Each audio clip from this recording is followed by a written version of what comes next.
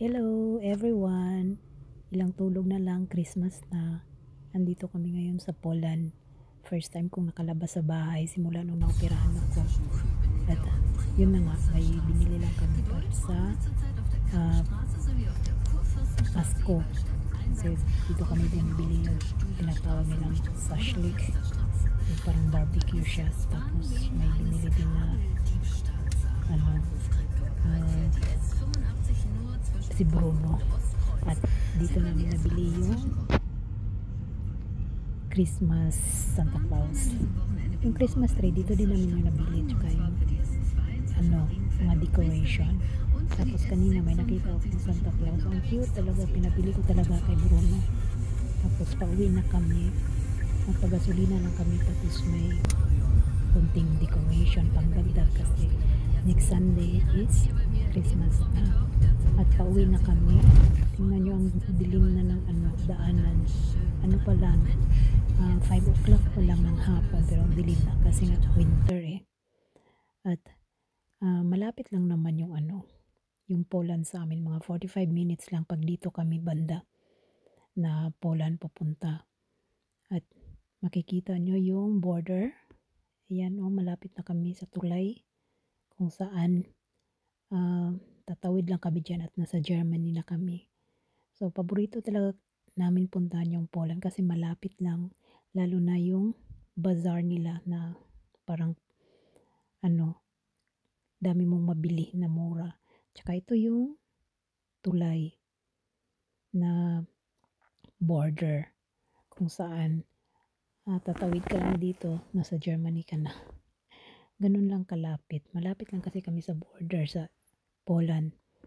So, ayan. Welcome to Germany. Yung blue na maraming star, yan na ang Germany.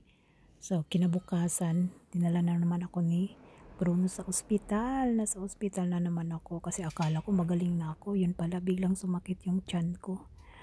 Yun pala, may diferensya na naman ako. Diyos mio, akala ko magaling na ako.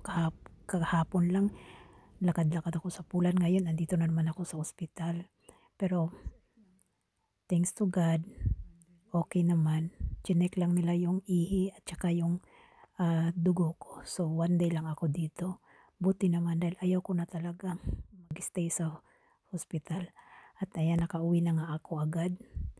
At yan ang hinanda ni Bruno sa akin, yung pagkain. Ang sweet naman. Tsaka binila niya ako itong tinatawag nila na warme flasher. Yung mainit na nilalagay. Yung mainit na tubig. Tapos, kasi yun sabi ng doktor, ilagay ko daw sa tiyan ko.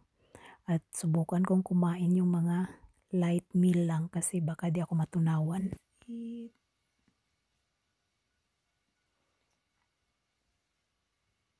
At yun na nga, after 1 week, medyo okay na yung pakiramdam ko. Nakalabas na kami ni Minimi. At yun, bumili kami ng bagong salamin niya. Dito kami ngayon sa malapit lang sa amin kung saan may mga titinda ng mga salamin. Ayan.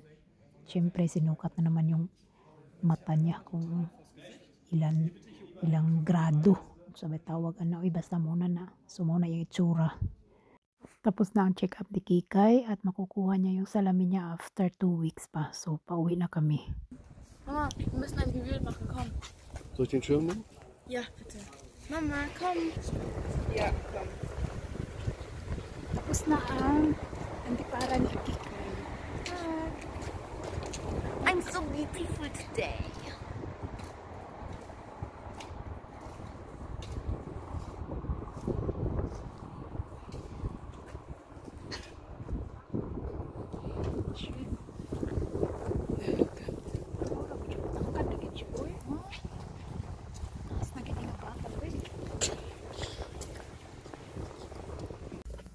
Gutom si Mamshi. Pupunta kami sa restaurant kung saan gustong-gusto namin kainan.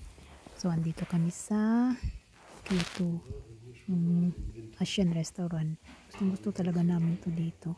Binabalik-balikan talaga namin ni Bruno to. At ito yung order ni Minimi. Ayan, nag-rice talaga siya. At ito naman kay Bruno, tsaka yung sa akin wala pa, nakalimutan yata. So, And ano na naman namin i-remind. At yan, sana kainin ni Kikay. Napaka juicy talaga ng bata na to. Ayan. Nag-order ako ng extra rice na plain kasi ayaw niya yung may mga gulay-gulay. So yan, dumating na yung order ko at ako na naman ang kakain dahil gutom na rin ako. Ay, sa wakas, makakain na ako. Ilang weeks kaya, 4 weeks na ako hindi nakakain. Pero yung rice wala pa talaga, hindi pa talaga pwede sa akin. At tapos na kaming kumain at yan ang itsura, ubos na ubos. Busog na busog talaga ako. Thank you Lord. Yan, may Christmas pa pala dito sa kanila. So, yun na nga. Merry Christmas everyone!